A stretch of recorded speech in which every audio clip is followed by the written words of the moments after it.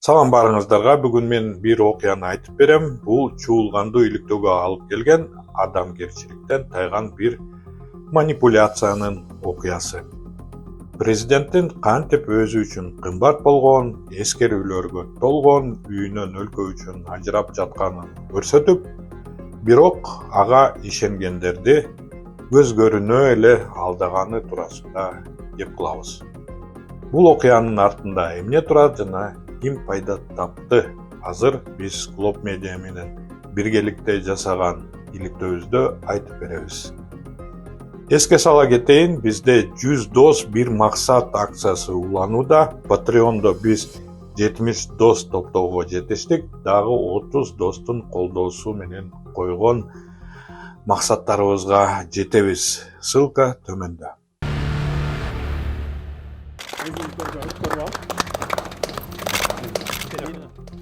Оппозициячыл адамдарыбыз жок эмес.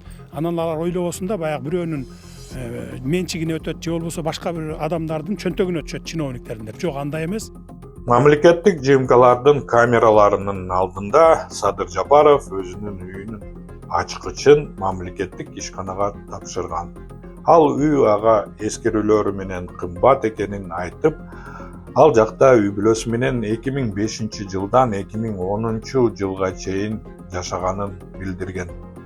Президент бул сөздөрү менен элге өзүн ак ниеттүү жана камкор көрсөтүп, миңдеген адамдардын ишенимине кирген. Бул үйдү биз 2005 жылы мен саясатка келгиче чейин бизнесте жүргөндө сатып алып, ушул жерге депутат болуп келгенде ушул жерге киргенмин. Ошондон бери биздин ошо жеке менчигибиз. 17-18 жыл болуп калды. Анан биз андан кийин бир 2010го жакын башка жакка көчүп, бул жерди ушул бала бакча кылып ачканбыз. Чынында эле мамлекеттик ипотекалык компания бул үйдү 28 миллион сомго саткан. Алгач бул таза иштей көрүнгөн. Бирок бизде дароо күмөндүү ойлор пайда болду. Бул шектенүүлөрүбүз бекерге эмес экен. Көрсө үй президенттин жакын адамдарынын бири болуп эсептелген досу Арзыбек Буркановдун колуна тийген.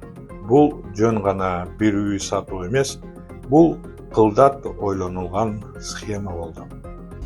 Кадастрдык документтерге караганда үйдү Таракулова Гүлнара аттуу жаран сатып алган. Бул айымдын Арзыбек Бурканов менен байланыштыгы бар.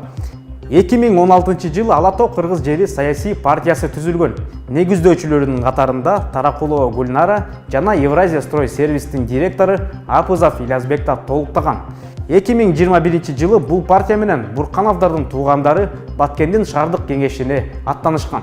Бирок анда бизде кайыр гана далилдер бар болчу. Бирок 12 декабрда президенттин мурдагы жардамчысы Айдар Халиков бийликке каршы чыгып документтерди жарыялады. Ал үй президенттин досунун уулу Азат Буркановго өткөнүн тастыктады. Чындык үчүн төлөнгөн баа Халиков үчүн кымбат болду. Бир нече жума өтпөй Халиковго кылмыш иши козголуп, январда аны Молдовада камакка алышты. Кыргызстандын бийлиги экстрадициялоо талап кылды.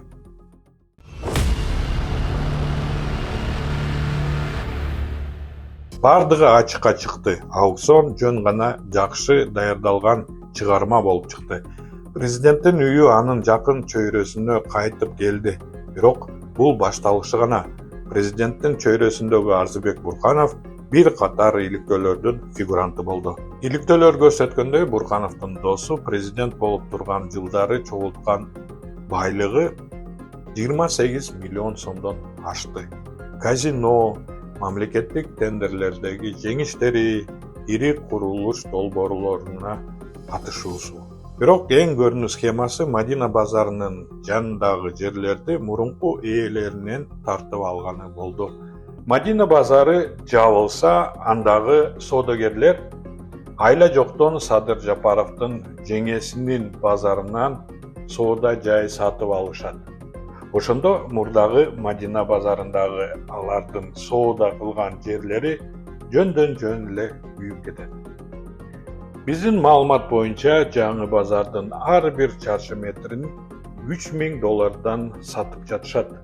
Ошондо Садыр Жапаровдун үй бүлөсү менен айланасындагылар Жок жерден 500 миллион долларга байышат. Биз чын сыяктуу көрүнгөн бир окуяны текшерсек, пиар үчүн спектакль болуп чыкты.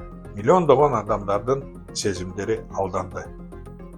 Өзүн чынчыл жана элге жакын лидер катары көрсөтүп жүргөн президенттин чыныгы жүзү жалганчы, манипулятор жана популист экендигин далилдеген фактылар ачылды.